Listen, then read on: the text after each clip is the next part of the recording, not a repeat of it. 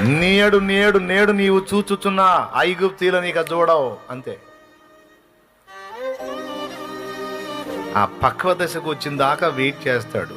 నీకు కాస్త ఉత్కంఠ ఉండొద్దు, కాస్త టెన్షన్ ఉండొద్దు, లేకపోతే లెక్కుంటా దేవుడు చేసే కార్యం నీకేముందిలే అనిపించదు. అందుకే కొద్దిగా ఉత్కంఠ ఉంటుంది అన్నమాట. అంతా వచ్చి మీద పడ్డట్టే టెన్షన్ వద్దాడా అన్నా, అయిపోయింది అయిపోయింది అయిపోయింది, ఏం చేయాలి ఏం చేయాలి ఏం చేయాలి, ఏమీ కాదంటాడు దేవుడు.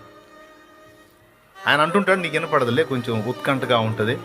ఒక్కటి మాత్రం గుర్తుపెట్టుకో, ఆఖరి నిమిషంలోనైనా అద్భుతం చేయగలడు ఆయన. భయపడాల్సిన అవసరం లేదు. ఎందుకంటే ప్రతి ఆలస్యం ఒక అద్భుతాన్ని నీకు చూపిస్తుంది నమ్మితే.